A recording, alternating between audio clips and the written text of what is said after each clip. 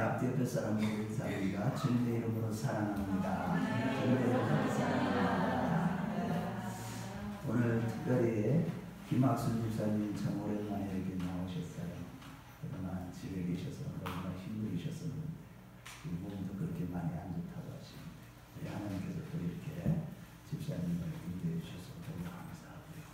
또 오늘 또 우리 평화의 친구 이름을 까먹어서 미안해요. 친구가 같이 예배를 이렇게 드려서 또 감사하고요.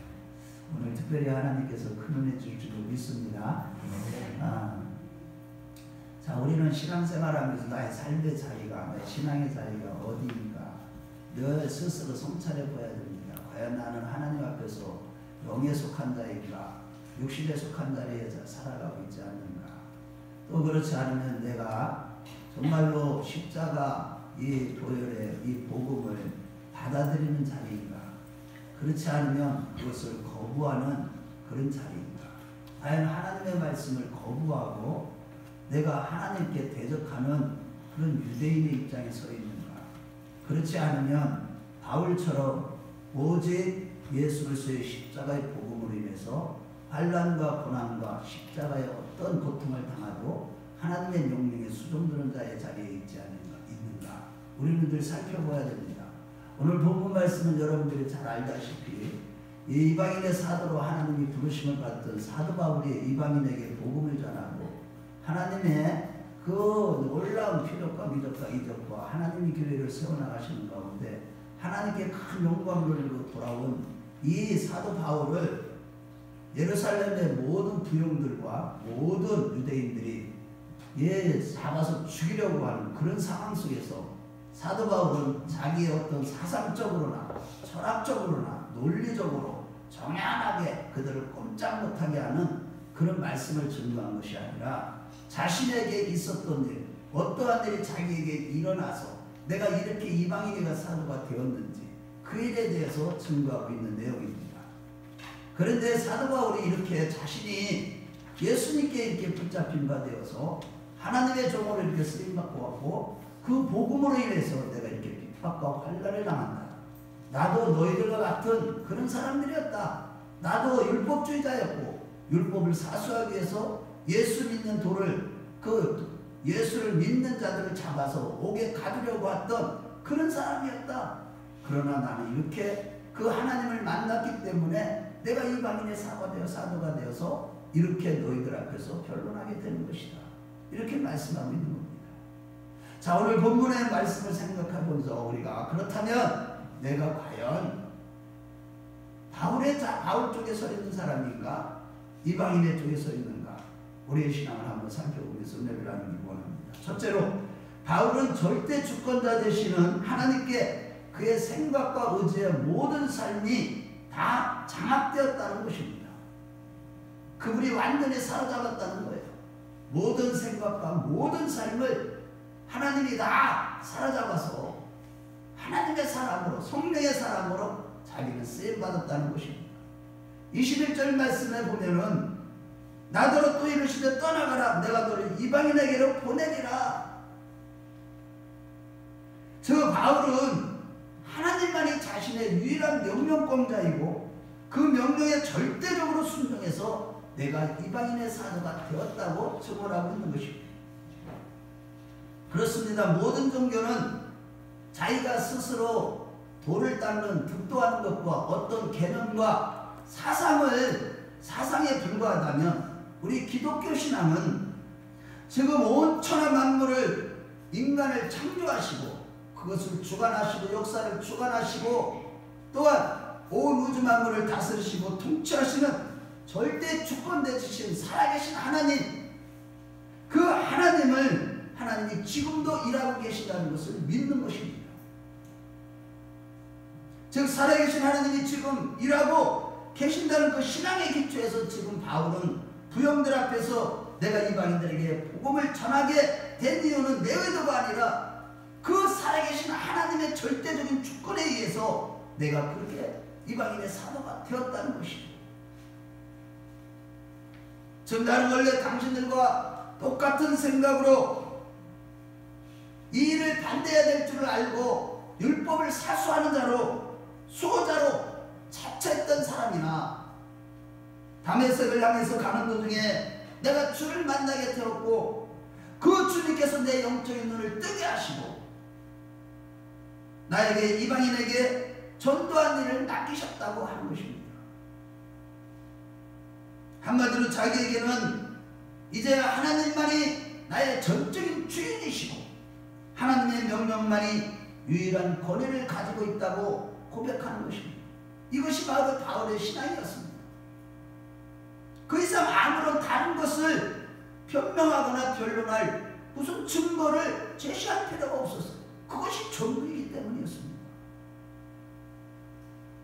그래서 사도행전 17장 22절에서 29절 말씀에도 보면 그 아덴에서 복음을 증거할 때도 아덴의 사람들의 종교관과 자기가 믿는 신관의 가장 큰 차이점을 비교하면서 그들에게 복음을 제시했던 것입니다.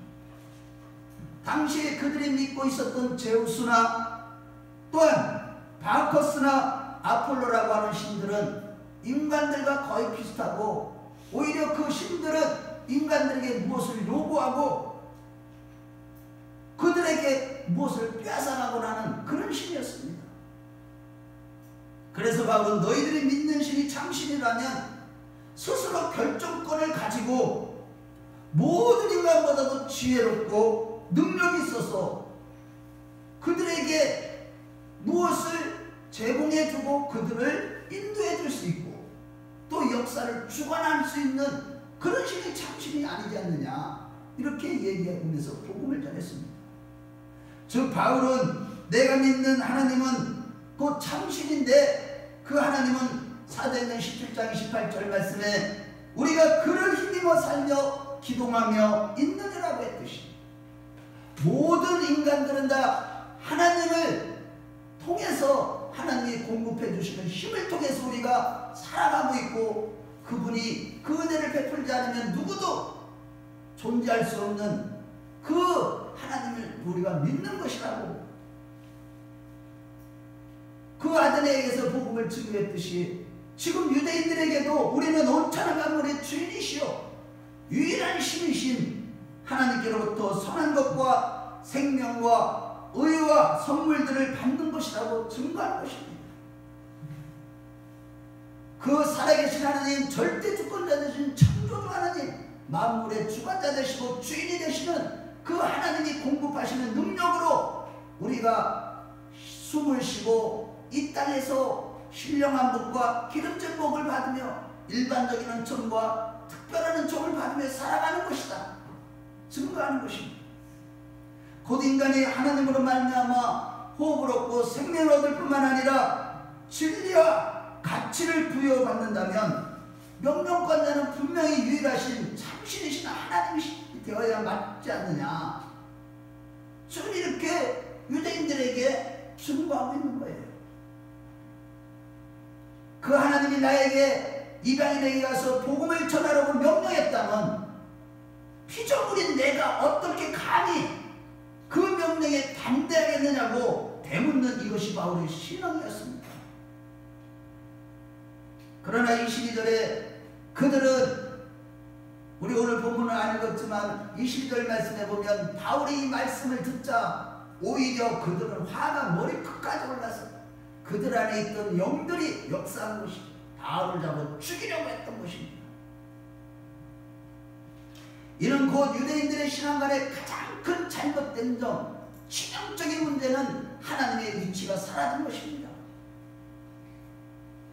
그들이 믿는 신은 자신들의 고매함을 증명하거나 자기 욕심을 채워주는 일종의 포장지에 불과한 그런 신으로 여겼던 것입니다. 절대 주권자의 유일한 명령권자인 하나님이 없어지고 자기가 행하는 종교적인 행위로 말미암아 자기가 신의 자리에 앉은 것입니다. 이것이 바로 적그리스도요, 이것이 바로 이단인 것이죠. 이와 같이 우리의 신앙이 유대인들처럼 잘못된 신앙이라면 정말로 이것은 너무나도 크고 무서운 일입니다. 왜냐하면 이 일로 인해서 지옥 형벌을 받아야 하기 때문이죠.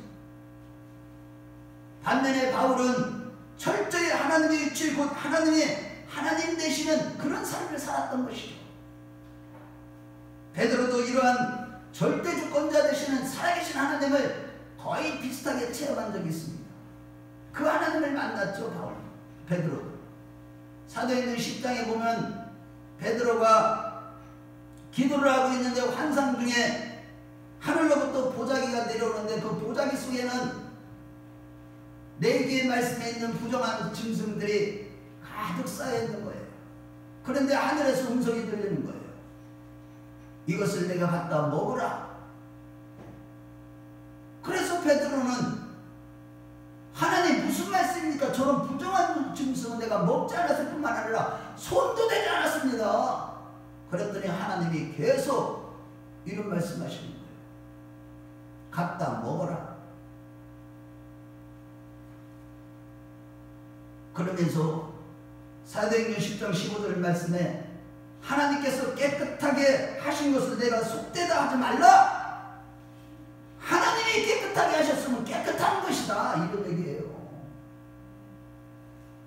그 음성이 3번 반복된 후에 환상이 사라졌습니다. 그래서 베드로는 이게 무슨 뜻인가 하고 생각하고 있는데 그때 마침 고넬료라고 하는 백부장이 보낸 사울에 가서 말하기를 우리 주인이 기도를 하고 있는데 우리 주인 고넬료가 기도할 때에 천사가 나타나서 너는 베드로를 데려다가 그 입에서 나오는 말씀을 들으라. 이런 음성을 들어서 제가 보내심을 받아 여기까지 왔습니다. 그 순간 베드로는 바로 깨닫습니다. 와, 이것은 하나님이 하라고 하시는 거구나. 이거는 살아계신 하나님, 전지전능하신 하나님이 명령하시는 것이구나. 그걸 깨닫고 내가 여태껏 믿고 있던 유대주의 신앙에 의하면 이방인과 절대로 사귈 수도 없고 말도 섞을 수도 없지만 하나님이 정케하셨다고 했으니까 그는 거부할 수가 없었습니다. 결국 그는 고넬료 집에 가서 복음을 전하며 설교를 하는 중에 오순절 마가다락방에서 내렸던 성령의 강림 사건이 있는 것을 보고 그는 그들에게 세례를 주고 그들에게 복음을 전했던 것입니다. 그런데 이렇게 하나님의 일을 마치고 돌아왔을 때에 예루살렘 교회에서 그를 종교재판에 회부합니다. 어찌하여 이방인에게 갖고 왜 우리에게만 허락된 복음을 이방인에게도 전했냐는 것입니다. 이에 베드로가 2가지를 증거를 합니다. 그 내가 갈 마음이 있었던 것이 아니라 환상 속에 나타나신 하나님께서 나를 보내셨다는 것과 내가 세례를 내 자유로 준 것이 아니라 하나님이 먼저 저들에게 성령으로 세례를 주셨기 때문에 내가 매일 물로 세례를 주는 것을 금할 수가 없었다고 했습니다. 곧 물세례보다 더한 것을 하나님께서 베풀어 주셨는데 내가 어떻게 감히 피조물인 존재에 금하겠느냐. 안비와 같고 먼지와도 같고 그 먼지와 같은 이 피조물인 존재에 내가 어떻게 감히 하나님이 행하신 일보다도 내가 인간들이 만들어놓은 이 율법주의에 붙들려서 그것을 거역할 수가 있느냐라고 하는 것입니다. 그래서 예루살렘 교회가 하나님께서 이방인들에게도 구원 얻는 복음을 허락하셨다는 것을 인정하게 되고 납득하게 된 것입니다. 물론 이성으로 납득할 수 없는 일이지만 절대 주권자 되시는 하나님이 그렇게 하셨다니까 군말할 수도 없고 이의를 제기할 수도 없었던 것이죠. 마찬가지로 지금 절대 주권자 되신 하나님이 나를 이방인의 사도로 쓰셨다고 변론하는 것이 바로 오늘 본문의 내용입니다. 그건 내가 옳다고 생각해서가 아니라 내가 이것이 옳아서 이렇게 한 것이 아니라 나는 그런 생각도 없고 꿈도 꾸지 않았으나 살아계신 하나님 그분이 친히 나타나셔서 나를 간섭하시고 나의 생각과 의지와 모든 삶을 완전히 장악하심으로 말미암아 내가 거기에 순종할 수밖에 없었고 결국 이 자리까지 왔다고 바울은 변론하는 것입니다. 이러고건대 우리의 신앙이라는 것은 하나님의 우리의 삶과 존재와 우리의 인격과 우리의 사고와 모든 삶을 얼마나 장악하고 있느냐에 달려있는 것임을 믿으시기 바랍니다. 내가 얼마나 더 더 겸손하고 얼마나 더 도덕적이고 더 성결하게 살았느냐? 거기에 달려있는 것도 아니고, 우리의 신앙의 깊이는 내가 은사를 많이 받았고 능력을 행했고 선한 일을 많이 했고 구제를 많이 했고 선교를 많이 했고 이런 거에 달려있는 것이 아니라 하나님이 나를 얼마나 장악해 하셨느냐, 내 전 인격과 삶을 그분이 완전히 다스리시고 통치하느냐 생각까지도. 오늘도 아까 여기 무릎을 딱 꿇고 있는데 성령님이 그러시는 거야. 내 안에서 너희의 얄팍한 뭔지 못한 안도 못한 생각, 그 생각을 버려라. 우리 인간의 생각은, 육신적인 생각은 사망이에요. 자기 생각에 붙들려서 그것이 오는 자를 쫓아가는 자는 다 지옥을 향해요. 그래서 육신의 생각은 사망이라고 하는 것이죠. 우리의 모든 생각과 모든 삶이, 인격이 그분께 얼마나 장악됐느냐, 이거에 따라서 신앙의 깊이가 결정되는 것입니다. 이렇게 그분이 완전히 장악하게 되면 우리는 십자가의 세계관으로 우리 눈이 열리게 되는 거예요. 이렇게 사도 바울은 하나님이 완전히 모든 인격과 삶을 장악했기 때문에, 생각까지도 완전히 장악했기 때문에 그는 사도행전 2장 2절, 고린도전서 2장 2절 말씀에 보면 내가 예수 그리스도와 그의 십자가에서 죽은 것 그거 외에는 결코 아무것도 알지 아니하기로 작정했다. 그가 작정한 대로 이제 그는 어디를 가든지 예수 그리스도와 십자가의 복음만을 증거하다가 그 하나님의 명령을 따라 이방인에게 예수 그리스도와 십자가의 도를 증거하다가 이렇게 잡혀서 유력한 그들 앞에서 변론하게 되었다고 하는 것입니다. 바울은 그리스도와 십자가의 도를 전하다가 엄청난 고난을 당했지만 놀라운 하나님의 영광과 기쁨이 더 깊이 갈 수 없을 정도로 컸기 때문에 하나님께 사로잡혀서 정말로 십자가의 세계관으로 완전히 자기의 모든 것들이 다 바뀌다 보니까 그 내 자신을 부인하고 십자가를 지고 주님을 따르는, 주님의 명령에 수종드는 삶을 살아가다가 이렇게 너희들에게도 변론하게 된 것이다. 그렇지만은 그의 마음 안에는 이 세상이 줄 수 없는 기쁨과 만족과 부유함을 경험했기 때문에 모든 성도들이 자기처럼 신앙생활하기를 원한다고 하면서 그러한 차원에서 빌립보서 3장 12절에 13절 말씀에 내가 이미 얻었담도 아니요 온전히 이루었담도 아니라 오직 내가 그리스도 예수께 잡힌 받은 것을 잡으려고 달려가노니 형제들아 나는 아직 내가 잡은 줄로 여기지 아니하고 오직 한 일 곧 뒤에 있는 것을 잊어버리고 앞에 있는 즉 우리 주 예수 그리스도께 잡힌 받은 것을 잡으려고 푯대를 향하여 하나님이 위해서 부르신 부르심의 상을 향하여 달려가노라 라고 했던 것입니다.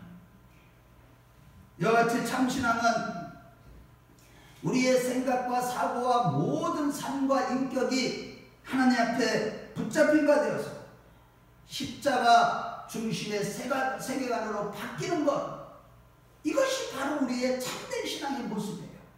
그렇게 오랫동안 몇십 년 동안 교회 생활을 해도 십자가의 도를 깨닫지 못하고 십자가 중심의 세계관으로 내 인격과 삶이 모든 것이 다 바뀌지 않는다면 이거는 유대인의 입장에 서 있는 것입니다. 그 십자가 안에 있는 그 하나님의 뜨거운 절절한 아버지의 뜨거운 사랑, 그 마음과 생명이 우리의 인격과 삶을 완전히 장악할 때 우리는 어떤 명령도 불순종할 수가 없는 것입니다. 우리 모두 이를 위해서 이거는 하루아침에 되는 것이 아닙니다. 지속적으로 예배 가운데 하나님의 말씀을 들어야만 하고 나를 쳐서 그렇게 복종하며 기도하는 생활을 하지 않는다면 우리는 여전히 육신에 속한 자에 머물게 될 것이고 마지막 때 유대인들의 자리에 쓴 자들, 육신에 속한 자들은 내가 너를 도무지 알지 못하겠노라 이런 말씀을 듣게 되는 것입니다. 바라기는 우리 모두 이 마지막 시대에 이제 주님 오실 날이 코앞에 있는 이 시대에 지금 여러 가지 징조를 다 보여주고 있는데도 불구하고 여전히 유대인의 자리에 서 있는 자가 한 분도 없으시고 다 힘을 내셔서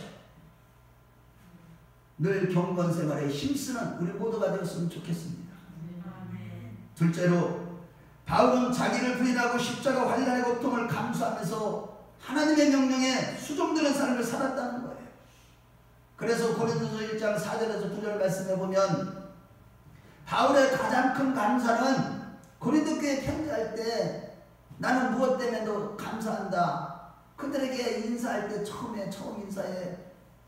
너희들이 가진 은사나 능력 때문에 내가 감사하는 것이 아니라 그들이 자기가 전한 복음을 듣고 하나님의 목적, 창조 목적이 성취된 그 자체, 그 그리스도 예수 안에서 저들이 하나님의 자녀가 된 그것을 인해서 감사했습니다.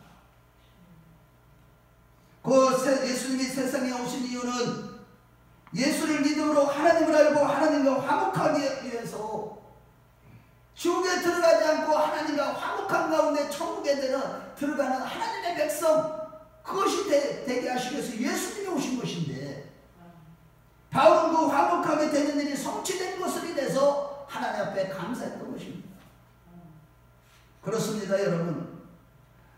우리는 다 인간은 육체가 되어서 정죄를 받고 영원한 심판을 받아야 할 주 경고를 받아야 될 우리를 향한 하나님의 목적은 오직 하나, 우리가 예수를 믿어 성령으로 거듭나 하나님의 자녀가 되는 것입니다.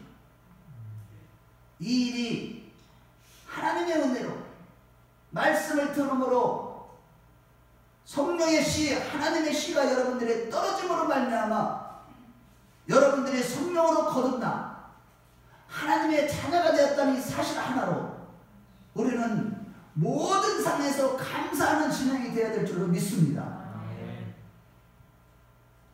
즉 우리의 신앙의 핵심은 오직 하나님의 은혜와 하나님께로부터 선물 받는 믿음인데, 은혜라는 것은 인간에게는 구원 얻을 만한 어떤 조건이 없다는 뜻이고, 선물로 받는 믿음이란 우리에게는 구원받을 만한 어떤 근거 자체가 없다는 뜻이죠.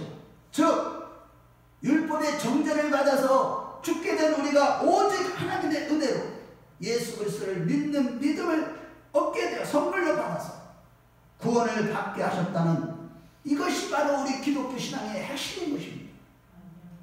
한마디로 우리 신앙생활이란 내가 구원받을 만한, 구원을 얻을 스스로의 어떤 조건과 능력이 전혀 없어서 죄 없으신 성자 하나님, 그 예수님께서 십자가를 지실 수밖에 없었고, 그 십자가의 구속의 은혜로 우리는 항상 감사하며 구원받은 것에 대해서 감사하는 가운데 자기를 부인하고 자기를 낮추며 십자가를 지고 비하하는 삶을, 자기를 비하하는, 자기를 비우고 내려놓는, 낮추는 그런 삶을 살아가는 것이 바로 신앙생활인 겁니다. 다른 게 신앙생활 하는 게 아니에요. 명령해가고 귀신을 쫓아내고 선한 일에 힘쓰고, 물론 선한 일에 힘쓰지만 그거는 부수적인 거예요. 성령이 시키면 하게 되는 거예요. 중요한 건 내가 그분과의 관계입니다. 관계. 그분 앞에서 그 은혜에 감사해서 나 육성을 죽이는 십자가를 지고 날마다 나를 낮추고 겸손해지는, 그걸 위해서 몸부림 부르치는 것, 이것이 바로 신앙생활인 것입니다. 그런데 바울이 2차 전도여행 때 세워진 고린도 교회 교인들 중에는 이 은혜와 이 믿음의 선물마저도 자기의 조건으로 여기면서 그 자기가 잘나고 자기가 은혜 받을 만해서 구원을 받았다고 생각하는 아주 배은망덕한 자들이 있었습니다. 지금 바울을 죽이려고 하는 유대인들 역시 그렇게 오해하고 있는 겁니다. 유대인들은 자기들이 율법을 지킬 만하고 다른 민족들보다도 선택받을 만한 좀 더 나은 것이 있었기 때문에 그들이 선택되었다고 오해하면서 십자가의 구속의 은혜를 거부하고 반대하는 모습을 보이면서 바울을 죽이려고 했던 것입니다. 곧 고린도 교인들이나 유대인들이나 다 오해를 하고 착각을 하고 있는 것입니다. 그래서 바울은 고린도 교회에 뭐라고 얘기했습니까? 그렇게 거만 떨고 자기들이 은사를 받을 만하고 자기들이 남들보다도 똑똑하고 지혜로워서 은사를 받고 능력을 받았고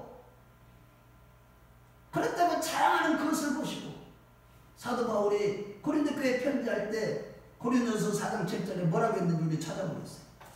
우리 고린도전서 4장 7절을 다 함께 찾아봐요.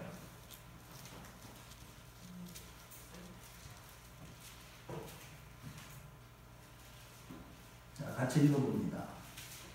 시작. 누가 너를 남달리 구별하였느냐? 내게 있는 것 중에 받지 아니한 것이 무엇이냐? 내가 받았은즉 어찌하여 받지 아닌 것 같이 자랑하느냐? 여러분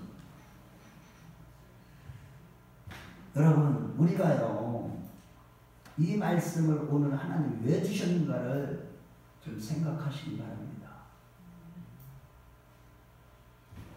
우리에게 있는 건강, 우리에게 있는 지혜와 지식과 은혜, 신령한 것들, 가정, 차, 물질, 자녀들 다 누가 주신 것일까요?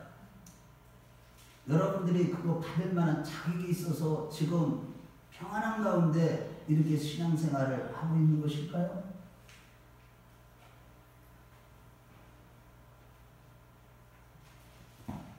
이 고린도 교회 교인들이나 육신에 속한 이 유대인들이나 똑같이 자기들이 남들보다 더 낫기 때문에, 더 착하기 때문에, 더 의롭기 때문에 이러한 특별한 은혜를 받았다고 착각한 거예요. 이것이 오늘날 수많은 크리스찬들의 잘못된 신앙관이에요. 이것 때문에 망하는 겁니다. 이것 때문에 교만해지고 이것 때문에 사단이 그를 완전히 장악해서 마귀의 앞잡이 노릇을 하게 되는 것입니다. 이단에 빠지는 겁니다. 자기를 자랑하면서 육신에 속한 자들의 특징이 바로 이것입니다. 그래서 그 증거로 고린도 교회는 어떻게 되었습니까? 성령이 하나 되게 하시면서 힘써 지키지 못하고 오히려 나는 아볼로파, 바울파, 베드로파, 그리스도파라는 당을 지으면서 분열하는 죄를 더 지었던 것입니다.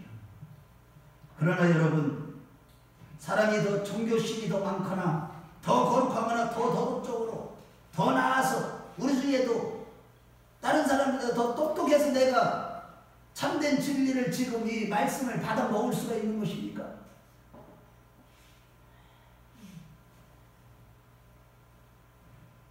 세상의 기준으로 볼 때 오히려 못난 사람들의 모임, 그들이 구원의 은혜를 받아서 모이는 것이 바로 교회에 모이는 것입니다. 윤리적으로 도덕적으로 양심적으로 더 깨끗하고 나은 사람의 집단이 아니라 오직 하나님의 긍휼하심의 은혜를 입은 그 사람들의 모임이 바로 에클레시아, 그 교회인 것입니다. 따라서 빌립보서 1장 20절에서 21절 말씀을 볼 때 나의 간절한 기대와 소망을 따라서 온전히 담대하여 살든지 죽든지 내 몸에서 그리스도께서 존귀 여김을 받기를 원하노라. 내가 죽어도 그것이 유익하다. 이것이 바울의 고백이었듯이 항상 주님의 몸된 교회는 사람의 이름이 높임을 받는 것이야. 목사도 어떤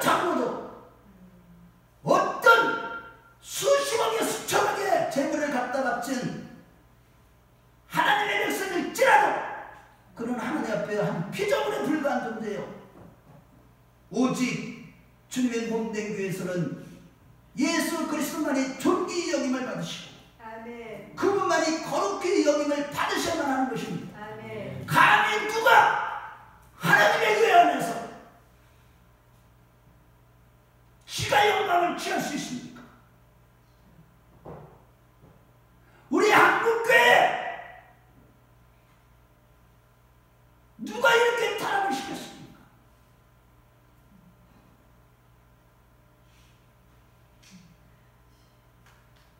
소위 많이 배우고 똑똑하고 가지고 학위가 몇 개씩 있는다고 하는 주의 종들, 말이 주의 종들이지 누가 주의 종들이라고 인정을 해요? 그런 자들과 수많은 장로들, 정치 장로들이 기복신앙에 젖어 있는 자들이 한국교회를 이렇게 타락시킨 거 아니겠습니까? 그런 자들은 다 모두가 다 지금 예수님을 다시금 십자가에 못 박는 유대인들의 자리에 서 있는 것임을 우리는 잊지 말아야 합니다. 따라서 우리는 하나님의 명령에 수종드는 믿음의 자세가 있는가를 정말로 어떠한 고난과 십자가와 나를 부인해야만 되는 그런 정말로 하기 싫은 일이라 할지라도 절대 수종드는 하나님의 명령에 절대 내가 지금 복종하고 있는가를 내 자신을 항상 성찰하는 자가 되어야만 되는 것입니다.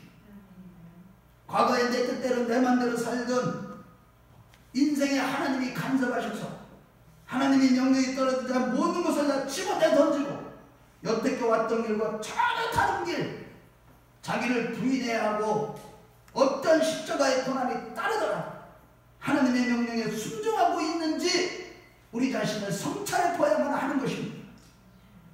자기를 부인하고 십자가의 길, 좋은 길을 지금 내가 걷고 있는지를 우리는 스스로 성찰해야만 하는 것입니다. 이것이 없다면 지금 예수를 다 십자가에 못 박는 유대인들의 자리에 서 있는 것입니다. 이같이 성민의식에 젖어서 종교 생활을 했던 유대인들은 점점 죄를 지은 반면에 바울은 자기 의도와 목표와 인생의 자기 가치가 본인이 의도하지도 않았고 동의하지도 않았는데도 하나님이 하나 하셔서 순종의 길을 가는 바람에 동족과 생각을 해보세요.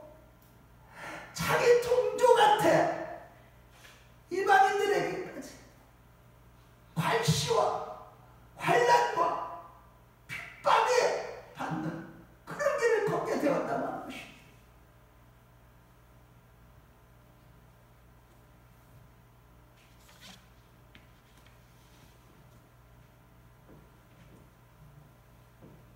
그렇지만 바울의 서신서들을 볼 때 바울은 누구보다도 즐겁고 기뻐하며 겉사람은 후퇴하나 속사람은 날마다 새로운 삶을 살며 영적인 진보가 있었습니다.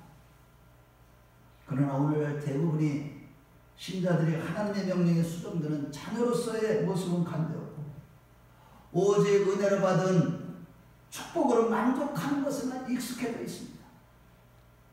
하나님의 명령에 순종할 때 따르는 십자가를 지고 자기를 부인하는 삶은 간대없고 은혜로 부어주신 것들을 자랑하며 자기 만족으로 자기 안에 채우려고만 합니다. 이들이 바로 자기를 자랑하고 종교생활하는 육신에 속한 자들이요 바인생들이요 유대인들의 쪽에 서 있는 자들인 것입니다. 그렇다면 여러분 우리는 마땅히 바울 쪽에 서야 할 줄로 믿습니다. 우리가 지금 사순절을 보내고 있습니다만 우리를 구원하시기 위하여 예수님은 빌라도 뜰에서 등 쪽으로 39대의 채찍을 2번씩이나 맞고 앞쪽으로 39대의 채찍을 맞으실 때에 모든 살점들은 그 채찍에 박혀있는 새조각과 뼈조각에 묻어서 인하에서 휘감겨다 찢어지고 너덜너덜 떨어져 나갔습니다. 시편 38편 10절과 14절 말씀에 내 심장이 뛰고 내 기력이 쇠하여 내 눈의 빛도 나를 떠났나이다.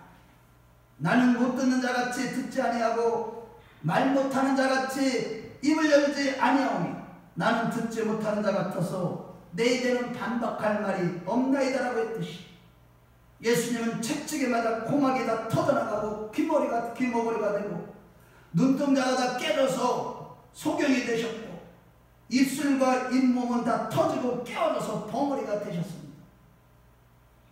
왜요? 우리의 허물과 죄 때문입니다. 그런데 여러분, 이 너덜너덜한 몸을 이끄시고 골고다 언덕에 오르실 때에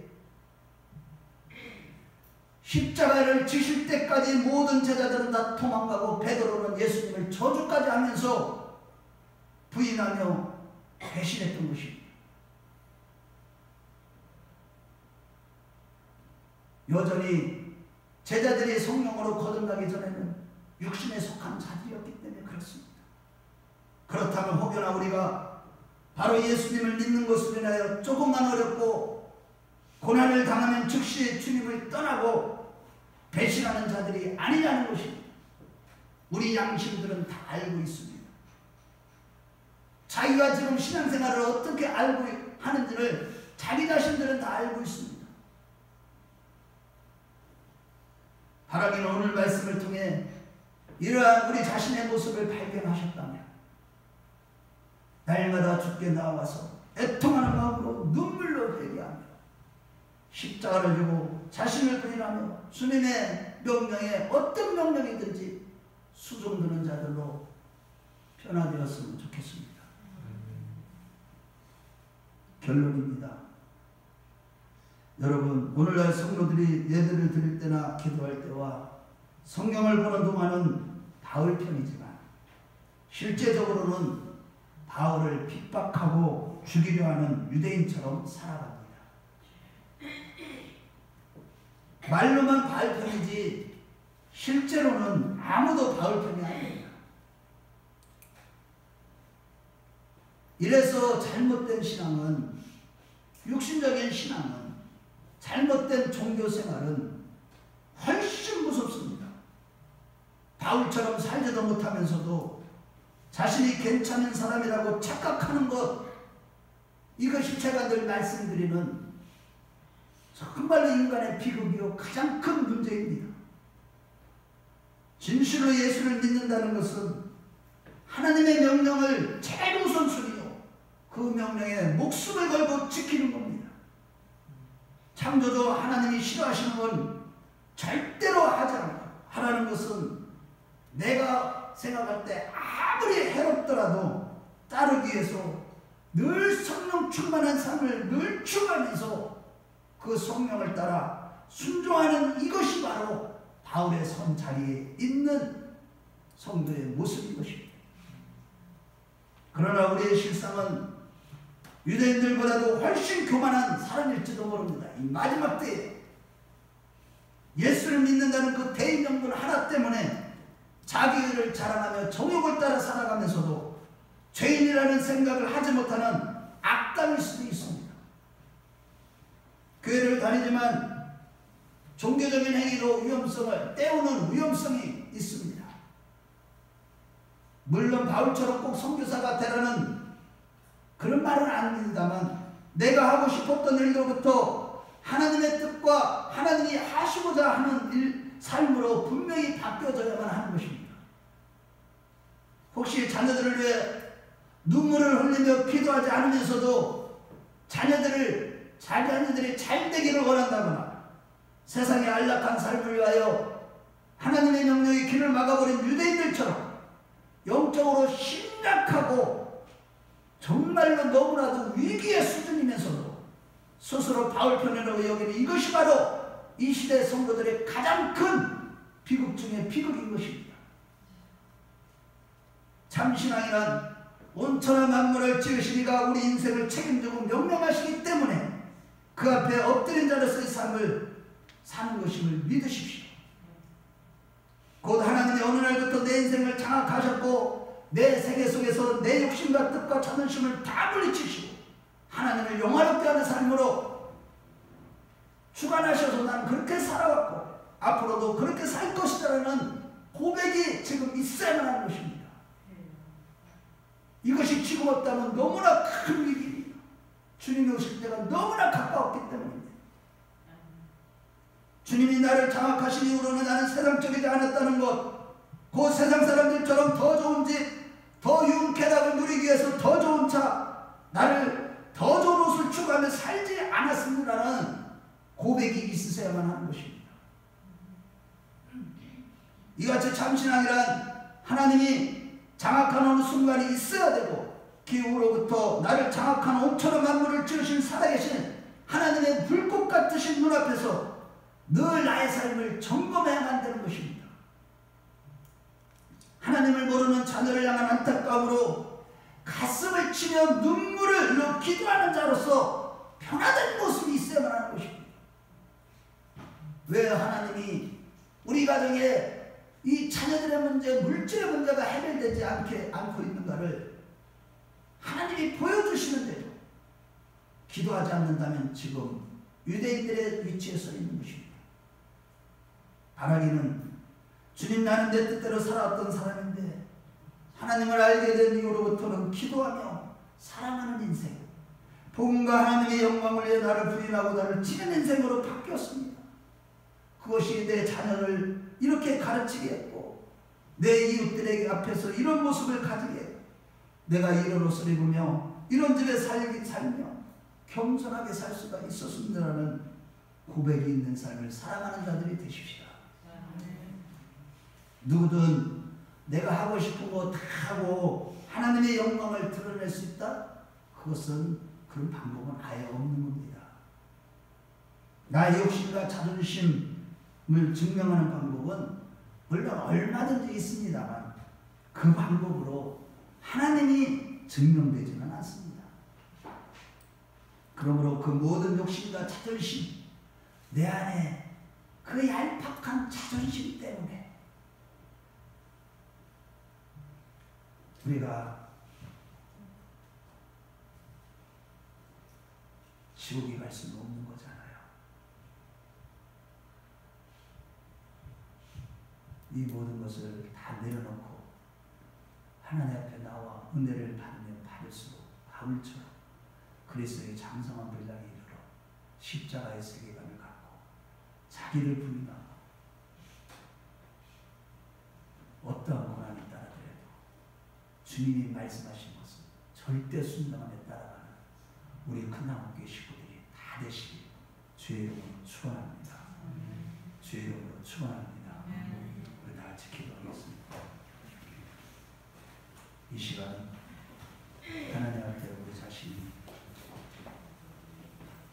정말로 하나님께 완전히 내가 장악되기 위하여 끊임없이 기도하고 끊임없이 말씀하고 예배하며 이 마지막 때 십자가의 세계관을 갖고 살아가게 하옵소서.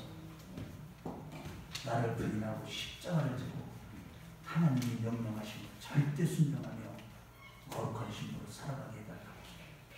옆에 사람을 시하지 마세요. 지금 이 자리에 하나님이 와 계십니다. 살아계신 하나님이 와 계십니다. 살아계신 예수님이 와 계십니다. 살아계신 성령님이 여러분들의 기도를 들으실 겁니다. 이 시간 주님 한번 부르시면서 우리가 간절히 기도하겠습니다. 주여